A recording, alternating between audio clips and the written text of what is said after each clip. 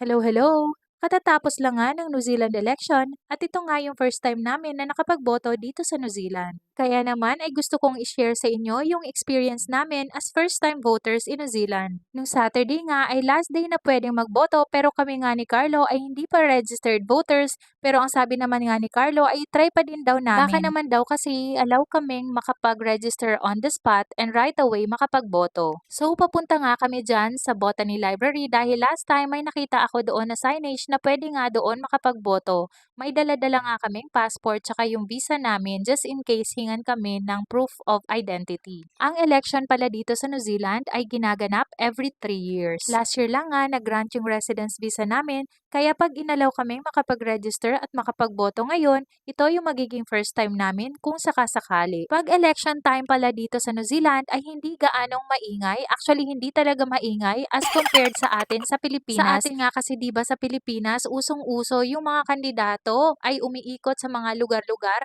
at pinapatugtog yung mga campaign jingles nila. Dito naman ay walang ganon. Usually nga ang mga candidates ay naririnig ko lang na nagpapa-interview sa radio station o kaya naman nag-a-appear sa TV. Nakarating na nga kami sa Botany Town Center at papunta na nga kami sa Botany Library. Ang sabi nga ni Carlo, baka nga daw close yung voting site dito sa Botany Library dahil wala masyadong katao-tao. Ang sabi ko naman dahil siguro maaga pa kaya wala masyadong tao. So pagdating nga namin doon, may mga nakasalubong kaming magboboto din sana at ang sabi nga nila ay closed daw. Hindi na nga daw nagbukas ngayong Saturday kaya sabi nila ay pumunta daw sa isang church at doon nga daw may voting site na pwede kaming makapagboto. Hindi naman nga sinabi kung saan mismo kaya naman si Carlo ay nag-google na lang kung saan may pinakamalapit na voting site para naman dumiretso na kami doon. At ang nakita niya nga ay sa Pukuranga na nasa 7 or 8 minutes na drive from Botany kaya naman doon na lang kami pupunta. At nang papunta nga kami sa Pakuranga ay may nakita kaming isang simbahan na may signage na voting kaya sabi ni Carlo since wala daw masyadong tao dito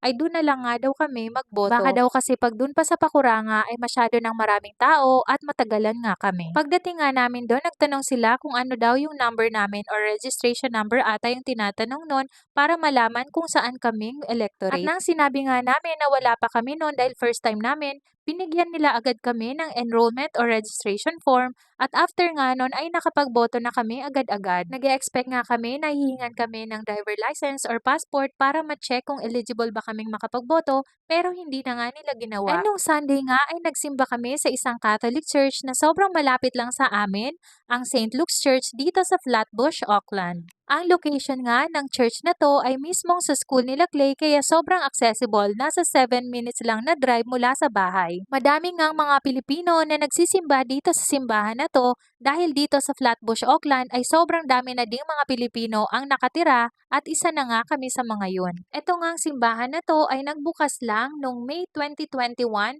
after 4 years of planning and construction work. Kaya kung makita nyo sa loob ay bagong-bago pa talaga siya. At isa pa ngang sobrang nakaka-proud dahil ang kumakanta sa 10:30 AM Mass ay Filipino choir. After nga namin magsimba at magpasalamat ay bumili na lang nga kami ng makakain sa labas at umuwi na din nga agad sa bahay. So I hope may natutunan kayo sa vlog natin for today. See you again next time. Bye!